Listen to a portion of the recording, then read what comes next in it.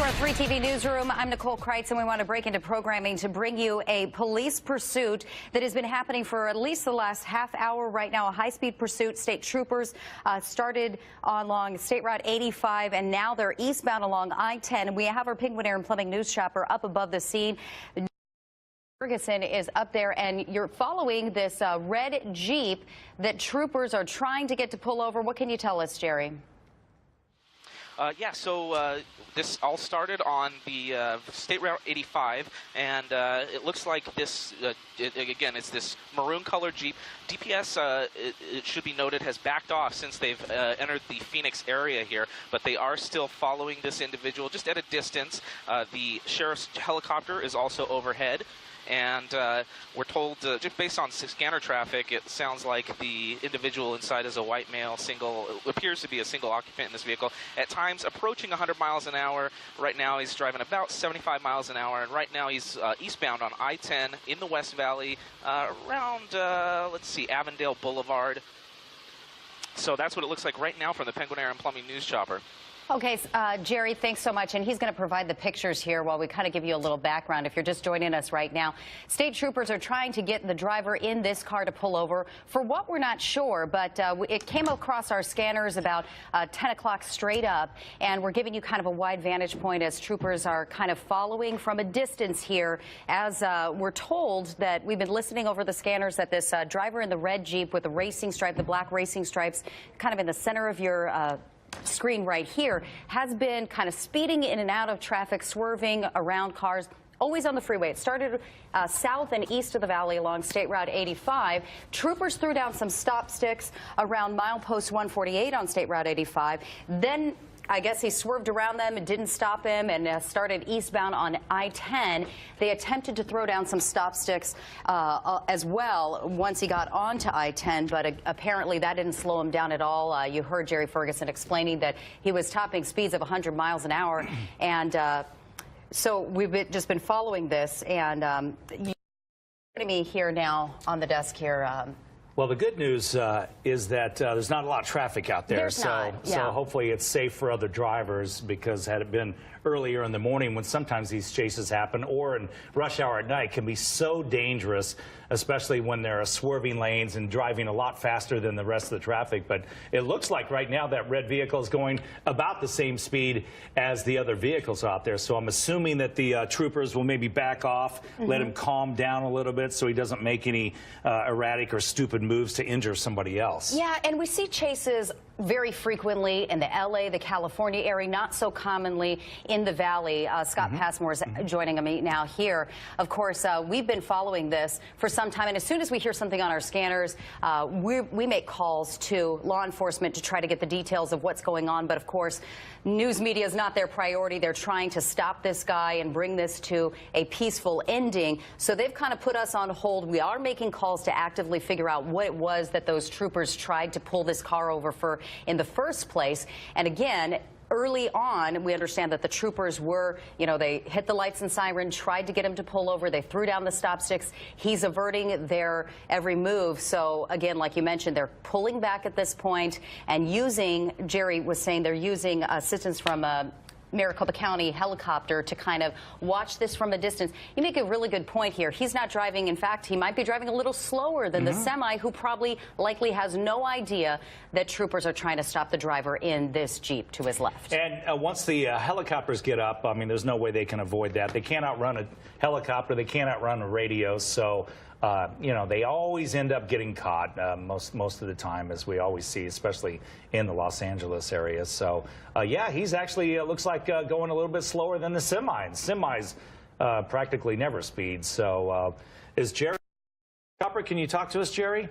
I think he is standing by to get details of what's happening. But as this moves into the valley, certainly there's going to be, it's up the ante for troopers to try to bring this to a peaceful resolution, because as you get into more populated, a metropolitan area, he could take any exit, and then immediately you're going to hit heavy traffic, and that could be very dangerous. So again, is he on the west side of town? He's on the west side of town. So this is I-10, and we've seen downtown Phoenix. They were passing through the Avondale Boulevard exits as last we talked to Jerry Ferguson just moments ago.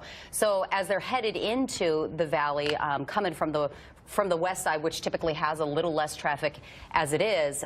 We were told through scanner traffic from observation from law enforcement that it appears that there's just a single occupant, the driver, a male driver behind the wheel of this car. And what he did or what he's accused of doing, we don't know at this point. But again, law enforcement tried to stop him. He did not stop. And that all went down about a half an hour ago.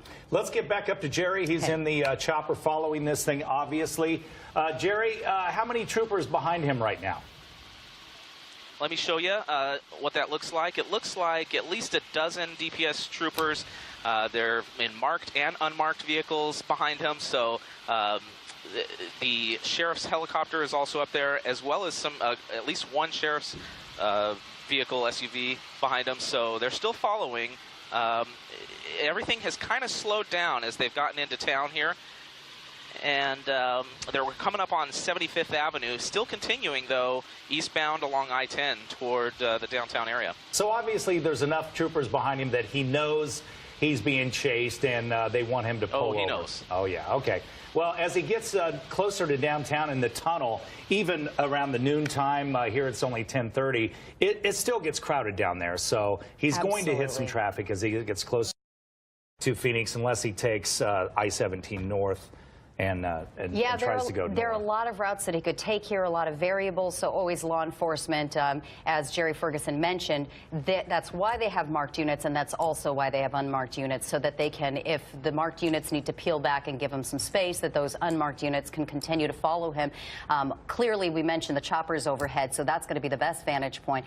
We're getting our first, like, real close, the closest we've seen so far overhead, and from what we've heard, and again, we're just waiting to still get confirmation from law enforcement, but some of the scanner traffic that we've heard so far is that this is someone they've had contact with in the past. Okay. It's a man that they're talking with who they've had contact with in the past, and reportedly he said things to the likes of, I don't have to pull over, it's illegal. Again, we don't know the circumstances of why they even tried to do that in the first place, but that he appears to be the sole occupant of this vehicle. I can't even tell. Can you make out, are those California plates, Scott? It's hard to It's really hard to tell because there's so many personalized plates here in Arizona, but it looks like a lighter plate, not a typical Arizona plate, so it's really hard to tell where that vehicle is coming from. You know, there are many reasons. Whether the plates came back and it's not matching with the driver or something along those lines. Most of the time they are stolen vehicles, but if they've had conversation with him in the past, I'm guessing that would not be the reason. Right. So it's hard to say. We're just waiting to see. But again, it did not start on I-10. If you're just joining us now, it started south and east of the valley along State Route 85, and something happened there where they tried to stop him, and he has refused to pull over. So this.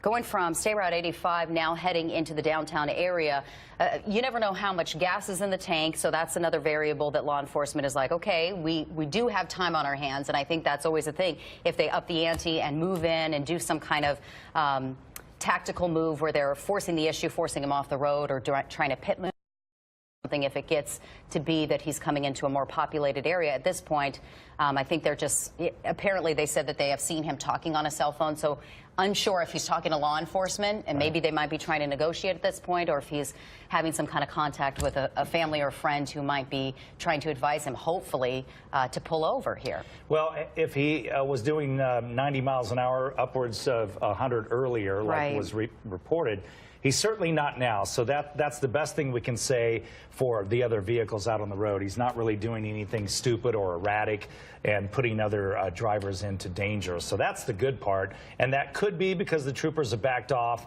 Like Jerry just said, there's a dozen or so troopers behind him, so he obviously knows they're back there, but they're not up there trying to surround the vehicle to slow him down. He's speeding up a bit there, a little Scott, bit, because he's bypassing the semis at this point, but nothing like double timing it. I'm trying to get a vantage point of what exits we're passing at this point. Jerry, if you can hear us, can you pipe in and let us know about where? Okay, can you guys in the booth give us any idea if you've seen it on the reader boards or anything like that? We're trying to give you a little bit of a vantage point to see exactly where, and it'll give you a sense of how quickly this is moving into the valley. But as he did, okay, 51st Avenue area. So he's probably, well, there's a truck passing him there. I think what you're seeing is a lot of the other vehicles slowing down because they see the troopers with their lights on behind them. That's true. And so he was just passed by a truck on the left there. But so he's literally 3 or 4 miles before he gets to downtown and goes under the overpass. The exit to go north on I-17 is right there around, what is that, 35th Avenue or something. So if he doesn't make this next exit, then he is going to go downtown and under the tunnel. Oftentimes what happens in situations like this, they're looking at his behavior so far. When he crossed from the 85 onto 10, then they can anticipate and work enforcement agencies. So state troopers are synced up with other law enforcement. So, okay, this is moving from Buckeye into Phoenix, could potentially hit into Tempe or Mesa. So they're talking with law enforcement ahead of time before they get into their jurisdiction, and they're getting assistance and having those officers kind of stand by at the ready at those exits. So this could be coordination we're not seeing or hearing or privy to behind the scenes that's happening, where they're setting up with troopers several exits down the way, or however many miles down the way, so that they can coordinate an area where they might be safer for them than others, to throw down some stop sticks before, again, it hits to that downtown Phoenix core, and giving him more opportunities to exit and quickly get into, you know, a parking garage or other highly populated areas where he could run out, ditch the vehicle, and then it becomes a scary situation. But at the same time, if he is obeying the laws right now, like it looks like he is, other than, of course, not stopping and not pulling over, if he's not putting other drivers in danger, I think they'll remain calm and stay behind him so as to not get him riled up and start speeding again. I'll say one thing that was really interesting. It wasn't too long ago, just within the last year or so, DPS troopers were doing, it was an early evening commute pursuit, and it was out in the East Valley. Similar to this, they had a guy who was just refusing to stop. We didn't know the circumstances, but they worked with troopers to set up stop sticks near an overpass, which was very interesting tactical move. They set up stop sticks. They were able to send out troopers ahead of time to clear the freeway. That's when you see them kind of swerving in and out and forcing other drivers off the road. Very, very far ahead of where the pursuit is actually in progress. So they clear the freeway, so all you have is the suspect vehicle and law enforcement. Then they were able to get him to hit the stop sticks, and they got him into custody under the overpass, out of cover of news helicopters, which was really interesting, because they're making sure, okay, we want to tactically take this guy down, not give away any secrets of how we're doing that and maneuvering that. But that was like textbook. It was wonderful. They've done a million of these pursuits before, and it's not very common to see it here in the Valley. Well, he just passed the I-17 turnoff to head north, so he's going to be going under the overpass, the Margaret T. Hansub Deck Park here next. We understand that they're trying to get stop sticks ahead of him, but like you were talking about, it's difficult to do because you've got all those other vehicles out on the freeway, so to get him in the lane that he's in without other cars hitting the stop sticks is extremely difficult to do. So we'll see what they do here. But right now there are about a dozen or so. Jerry, can you have anything new to add to all of this? Yeah, Jerry Ferguson. Okay. This maroon Jeep with the racing stripes being pursued by Arizona DPS officers and the Sheriff's Office. On 3, copy. Yeah, go ahead, Jerry. We've got you. Jerry, can you hear us? I know he's trying to multitask. Yeah, up there. There's so much going on. Yeah, give us the latest rundown. We're heading into the downtown area. That's right. Let me zoom out here, and while still maintaining a shot of where he's at, downtown area at the top of the screen here. So that's approaching the downtown area. I'll zoom right back down to where this individual is at. DPS still following at a distance. We do still see them back there. If I zoom out, we kind of lose where he's at. You can still see the maroon vehicle there. Still several car lengths behind this vehicle, but yeah, he's still going. And just continuing eastbound I-10. We'll see. So far, he's stayed in the middle lanes, and it looks like he's just bound to continue on I-10 for now. Hey, Jerry, I'm just curious, as a fellow pilot, how are you handling the Class B airspace as you follow this guy? Oh, it's he just went into the tunnel here. Yeah, you know, it's interesting. Aaron, our pilot, is making multiple calls. It gets pretty frenetic up here in the chopper, and that's why it's good to have a separation of duties. I can do the reporting and run the camera. Aaron, all he has to do is focus on flying the helicopter. There are some other aircraft up in the air as well, another media helicopter, as well as the sheriff's helicopter down low. So, yeah, there's a lot going on. I think he just came out of the tunnel ahead of you guys a little bit. That's right. Looks like he might want to. Oh, there he is, right there. It's even tough to keep up. Yeah, so it's the same task that law enforcement is trying to figure out, okay, when he goes into that tunnel, making sure that you catch up with him on the other side. So now he can take a right and take I-10 east down to the Southeast Valley, or he can go straight and stay on the 202, or he can jump on the 51 and go north. So he's got a decision to make up here. It'll be curious to see where he takes this. And Scott, you made a good point. We're well before, okay, he's heading over to the HOV lane, so could try merging off onto one of the turnoffs here. But you made a good point. We're early enough that it's not hitting that lunchtime crowd. But coming up on 11 o'clock, and at least there's less traffic on the roadway than there would be otherwise. And oftentimes these guys have no idea where they're going. They're just driving. I mean, looking for an out. You know, he probably is trying to figure out what to do at this point. Obviously, he does not want to pull over. Maybe he's on the phone. Maybe somebody, family members, telling him to pull over and be smart about this. I don't know. Maybe the troopers are talking to him if they know who this is. But it looks like he's just driving. At the moment, he's not really speeding. He's just driving down the freeway. So will he take the 202 and head to the East Valley, or will he go south or north? We're about to find out. But it looks like, well, he's turning over, and he still could split to the 51 or the 202 at this point. If he misses it, yeah, he's actually going to, I think, I think he's just going to stay in and go on the 202. It looks like it. Yeah. If you're just joining us right now, we're breaking into regular programming to bring you this high-speed pursuit. DPS troopers have been following this red Jeep for now the last 40 minutes or so. It's followed from State Route 85 south and west of the valley to 10 eastbound, and now he's just exited onto the Loop 202. Freeway here, headed in towards, this is going to be coming up on the Tempe core in just a little bit here. We have just confirmed that the plates are California plates, so we don't know a lot about the person who's driving this vehicle, but what we're told by law enforcement is this: it's a single occupant, a male driver with glasses. He's on his cell phone, and again, like we said, we don't know if he's talking to law enforcement. They're trying to negotiate some kind of peaceful surrender here, or if he's talking to other family members, or just trying to find a way to get out of this situation, because you got a chopper overhead. There's just no getting out of this. He's going to have to come in contact with law enforcement. Yeah, you're right about that. He apparently has avoided some stop sticks. He was speeding earlier, although right now he is pretty much obeying the speed limit, and he's staying in one lane. He's not driving erratically whatsoever. So I think the troopers are probably going to just take their time and make sure that he stays safe, and their biggest job is so that nobody else gets hurt, obviously. So early on, probably pushing almost an hour ago, they did see him making some erratic lane changes, and we were seeing speeds topping 100 miles an hour, and that's when troopers in marked units were hot on his tail. But as you can see, they've pulled back considerably. They're using the assistance of a Maricopa County helicopter up above, along with our news choppers, to kind of follow things along. We want to get back up to Jerry. He's in the Penguin Air and Plemmy news chopper. He's following this, and Aaron's the pilot this morning. Jerry, it looks like it's going to stay on the freeway. That's right, yeah, and that's going to cause us a little bit of an issue as we come up to the Sky Harbor Airport. That's a dicey situation to get around the airliners that are landing if he continues on this 202 over toward the 60. Not sure exactly where he's going to go, but coming up on another transition here, we'll see where he goes. Let me zoom out here and show you. That's the, what is that, the 143 coming up on that. Looks like he's going to stay straight.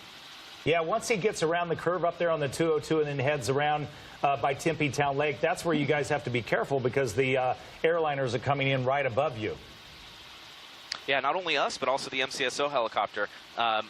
It doesn't really matter for the MCSO helicopter. They've got priority, and if they need to follow him, I'm sure air traffic control will certainly let them do that, and it's very difficult to escape the gaze of the police helicopters. That and the radio. And you said there were about a dozen troopers behind him. Does it look like any other agencies have joined in, or is it just DPS at this point? We saw at least one sheriff's department cruiser back there, so that it looks like the sheriff's department is also participating in this pursuit. And Jerry, can you tell us a little bit, Scott was alluding to it, when you hit up on the airport traffic, what do you have to do? How far do you have to give a girth to the flight patterns? Well, obviously, if it depends on which direction the airplanes are taking off and landing, but let me zoom out here and show you where we're at in relation to the airport. We're turning that curve, headed down toward the airport, and right now, my pilot Aaron is negotiating with or making calls out to air traffic control and coordinating our positioning so that we're not getting in the way of airliners, we're not impeding any of that traffic, and that we're also not messing up the MCSO helicopter. So we're above them. And I'm guessing you're probably going to have to stay north of the freeway once he makes the turn. The jetliners come in basically right over Tempe Town Lake, don't they? Yeah, that's right. Yeah, they come right in. In fact, the jetliner, as I zoom out here, he's getting right up to about where that airport is right now. The airliners would be just coming right down over the top of them, but we've still got a pretty long lens on the chopper here, and we should be able to still track him all the way around the curve. That's some interesting insight, and it shows you kind of what's happening parallel with law enforcement and the MCSO helicopter and all the things that go on behind the scenes to make sure that this is tracked and watched in the appropriate fashion. And we're seeing, again, this SUV that has been cutting across town through multiple cities up to 100 miles an hour, and just this single male driver and no one else in the vehicle here, but law enforcement's been trying to get him to stop now. It's started around just after 10 this morning, so not a lot of traffic still as we head into Tempe and pass through the Phoenix area. That was even, better than expected. I understand why the troopers want to stay behind him, because they want to keep this driver calm, and if he's just going to drive on the freeway and hopefully pull off at some point, then they can try to nab him and pull him over. But I'm kind of surprised with him going the speed limit or even slower that they haven't tried to pull up next to him to maybe gesture or maybe get a vehicle in front of him to try that tactic and see if that works. Which almost makes you wonder if he is in contact with them. So we know that he has a cell phone. He's been seen talking on the cell phone, unknown if that's to family or friends or to law enforcement trying to negotiate an end to this. But they do know, what we're hearing is that they do know who they're dealing with in this vehicle, that they have had run-ins with. He has had run-ins with law enforcement before. The plate's coming back out of California. Unknown if they're coming back stolen or what kind of hit they got on this to begin with. We're making calls to try and see how this traffic stop was initiated in the first place, why they tried pulling over this driver to begin with. But clearly he didn't want to, and at some point we're hearing that he said he didn't have to pull over because it's illegal. So again, we're not sure of the circumstances that led up to that reported exchange, but that they do know who they're dealing with. And so there have been two sets of stop sticks, one on State Route 85 that he swerved and missed, and another when he got onto I-10. Since he's been onto I-10 and since it's merged over to the Loop 202, we haven't seen any attempts by law enforcement to throw down more stop sticks. Now there's Tempe Town Lake here. He's moving through, and he's going to cut through Tempe pretty quickly if we continue at this pace. Oh, he's getting off the freeway. He actually got off at Rural there, and obviously around the university, Rural Road can be very busy, so we'll see what he does at the bottom of this exit here, whether he takes a right and heads into Tempe, which it looks like he is about to do. So he'll head, well, unless he's starting to cut. Now he turned back left. No, he's... Okay, so he's going to turn right here. Yeah, which would be headed down into the ASU area. Yeah, he's going to... What I'm surprised is typically when you have pursuits like this that continue for some distance along the freeway, you might have troopers who are standing by, waiting at exits in case he should take that exit. I didn't see any marked units, but again, there could be unmarked units that have been kind of standing by on the periphery. And now we're into some kind of construction there that we saw. There's a lot of construction up and down Rural Road around the university. So that could change up his behavior of a typical, there's no such thing as behavior of a typical pursuit suspect, but that could add another layer of an unintended variable that police have to deal with. And as he heads over Tempe Town Lake, he's going to obviously start hitting a lot of stoplights, which is another opportunity for the troopers to close in and try to box him in at an intersection. There's a lot of students on bicycles, a lot of students walking around in crosswalks, so they obviously have to be very careful. But here's one of those lights at Rio Salado, and he's not swerving to get around anyone. He's not trying to run lights. He's just obeying the traffic right now. So you got to imagine. And there's a car blocking him in, and it looks like, okay, they've got a couple. They actually hit him with a van. And now he's on the run. And he's obviously busted through that light because you could see everyone was stopped there. So, yeah, it looked like an actual law enforcement. They had a big SUV there that tried to box him in, and then the other one tried to clip him in on the other side, actually hit his passenger side, his rear passenger side. Now he's speeding away from them. So this is what they were afraid of, him running through lights. There he just ran through a light. And now he's speeding. So this is what they did not want to happen. So I would imagine they're probably going to back off again. Is this guy... Now, look at him. He's just going in the wrong lane. He's flying through these intersections.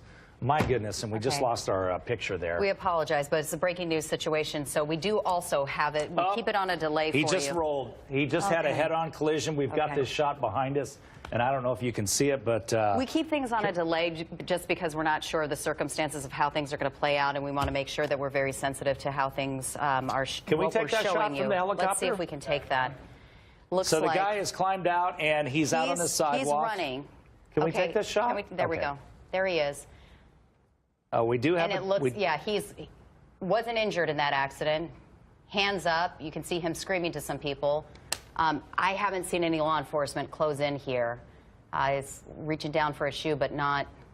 Doesn't look like he has anything in his hands. Okay, it looks like they're approaching him. So what you didn't see is his vehicle actually rolled, and he was able to get out of that, and now he's talking to other people, and of course they don't know that he's law enforcement, but now they've come in, and there'll be guns drawn as they try to take this guy down. Full guns drawn, coming up. So was that not...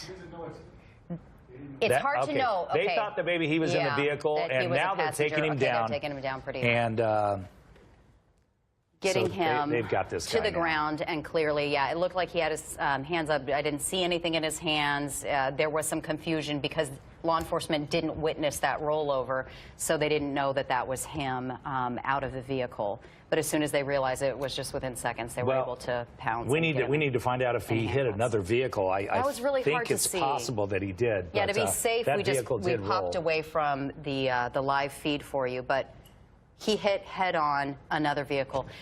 Can we get any vantage point of that other vehicle? I don't know. I mean, obviously, we want to see what's happening here with the takedown of the suspect, but it looks like that's not going to change here.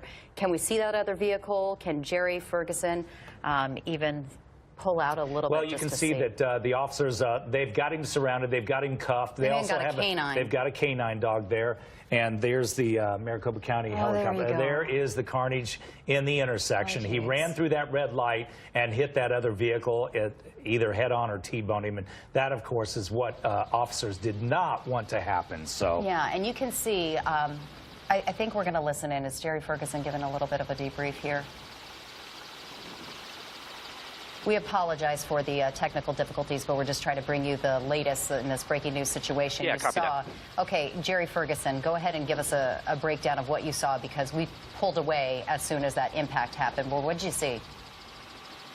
So the driver increased his speed, was driving really belligerently, crossing over into traffic, across traffic lanes, blowing through red lights, and you can see here, I don't have the cross streets, but it's along Scottsdale Road there, Rural Road, just T-boned, kind of front-end T-boned this other vehicle, just an innocent person going about their morning, and slammed full speed into this other vehicle. We still don't know whether that other person is injured or not. It looks like DPS is trying to attend to that person. I'm sure they've got medical personnel already on the way.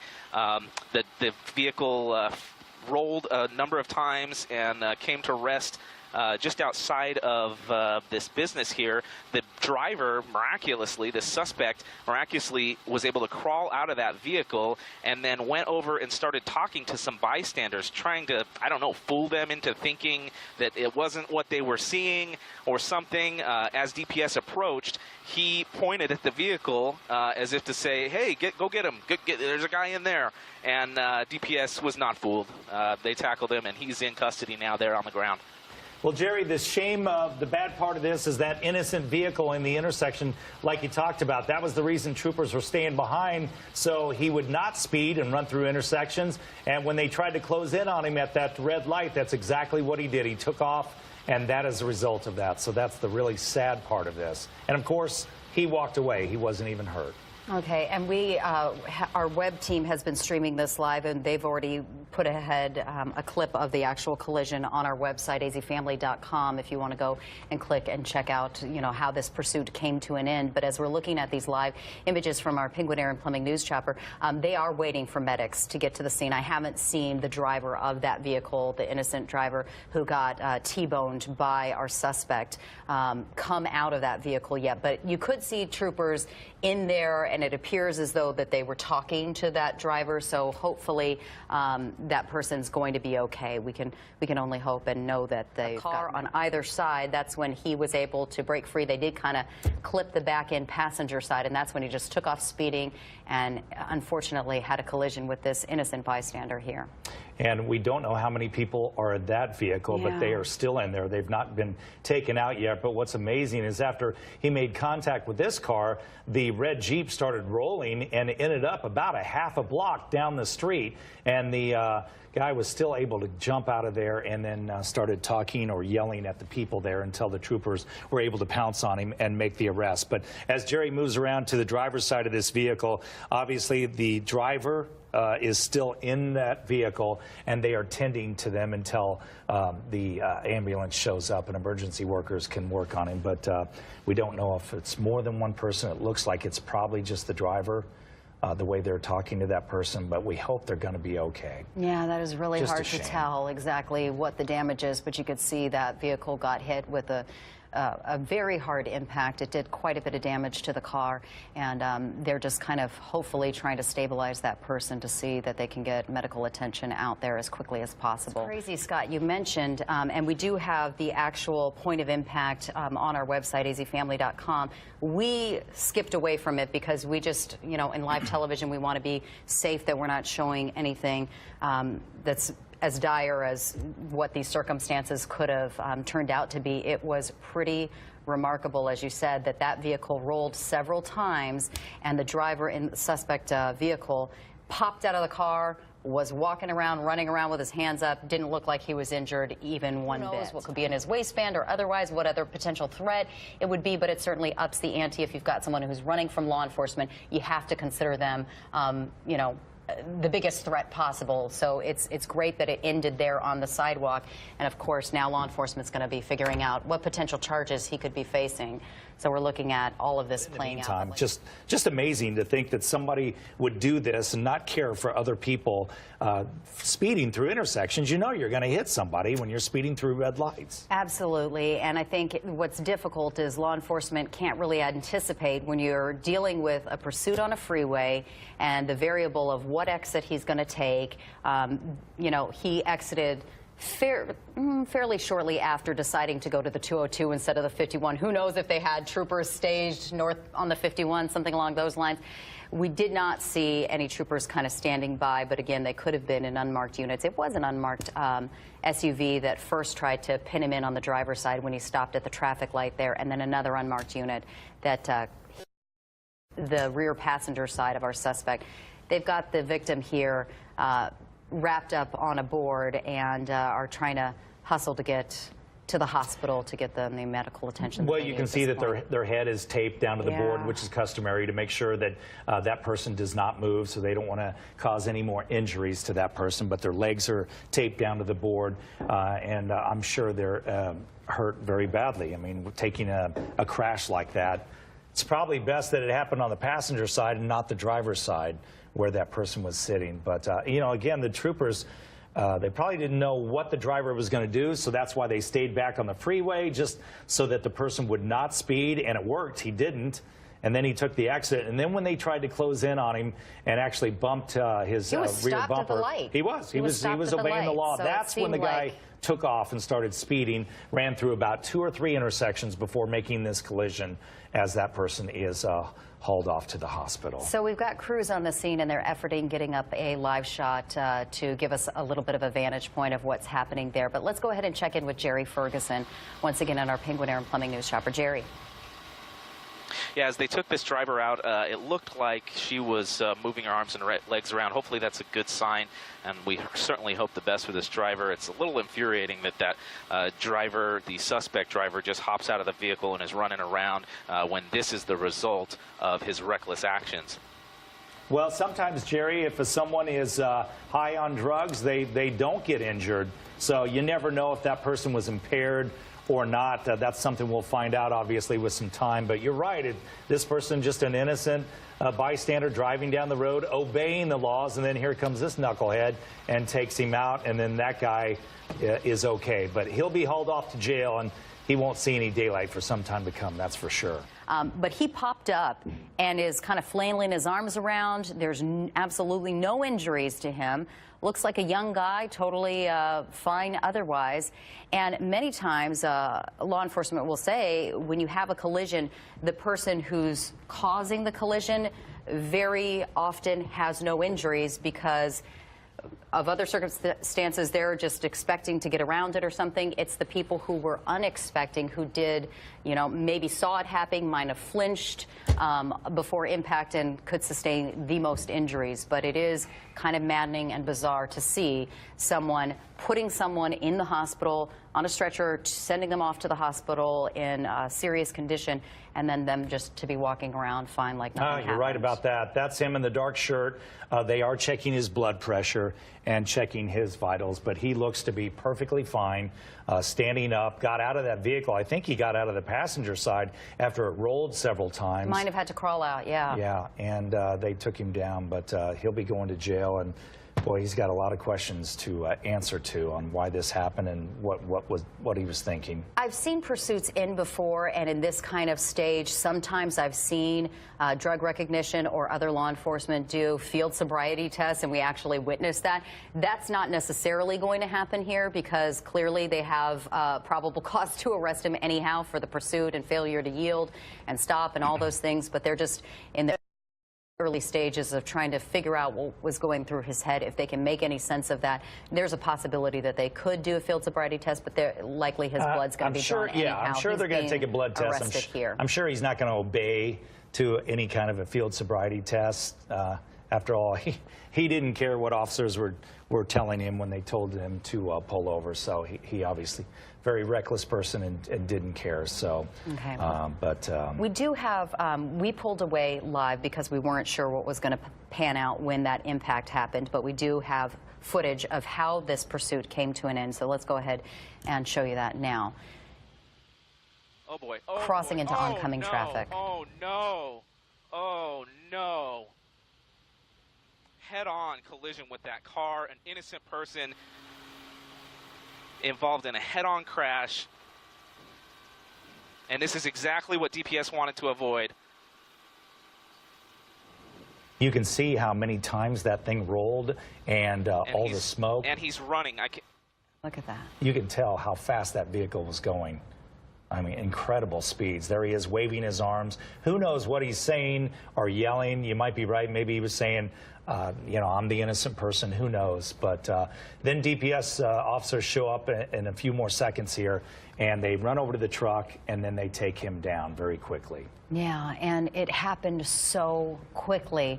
We want to bring you back out to live pictures here of the aftermath of this high-speed pursuit that ended with a head-on wrong-way crash on Rural in Tempe. So earlier this morning on Good Morning Arizona, Hector just happened to be over at Tempe Town Lake with his drone this morning, giving us live shots. So he has the drone up there, and you can see he's just behind the emergency vehicles right off Rural Road there, and we'll see if he's able to take that thing over right on top of him. They may be telling him to not to do that, but the suspect is being loaded up on a stretcher, and he'll be taken to the hospital, and they for sure will be drawing some blood to check on whether he was impaired or not. But here's our drone shot. You can see the scene, and this scene stretches for a good half a block or so. Yeah, and if you are just joining us, the suspect vehicle, all we know at this point, it was a man, appeared to be pretty behind the wheel, himself alone, in a Jeep with plates out of California, red Jeep with plates out of California. And from State Route 85, they tried throwing down some stop sticks to get him before he connected onto eastbound I-10. He was able to get around them. They threw down some more sticks, and he was able to swerve around 2 different sets of DPS trooper stop sticks. So they tried to stop this closer to 10 this morning, and it continued for almost 45 minutes before he finally got off the freeway at the 202 at Rural, stopped at a light. That's when troopers tried pinning him in, and he was swerved around and then took off speeding. Okay, so let's take a look at the bottom of your screen here. I don't know if Jerry Ferguson can hear us, or this is actually our drone shot. Yeah, that's the drone shot, but there was it appears to be a second vehicle that might have been clipped in all of this as well. There's also a big city bus in the intersection. Hector, if you can pan back over to that bus. I don't believe that bus was involved, but it's just blocked in there by the emergency vehicles, and it just basically has no place to go. I don't know if anybody was on that or not, but there is a black vehicle right there that may have also been involved in that. But of course, the vehicle that took the brunt of the damage is what was T-boned, and that driver has been taken to the hospital. So we will find out about that person, who they are, and their injuries, and we'll have that for you today at 4 o'clock. Look at the aftermath. It's terrible. It's the unbelievable. Destruction here, because you could see. So this was, to put it in perspective, this was a vehicle that was headed northbound on Rural. When that suspect vehicle crossed the turn lane into oncoming traffic, you can see he had a glancing blow there on the passenger side. So you mentioned that's, you know, just by fate that it wasn't a full head-on. Even though it was a head-on, it was kind of glancing along the passenger side. Did a lot of damage there, and that driver injured severely enough that it had to be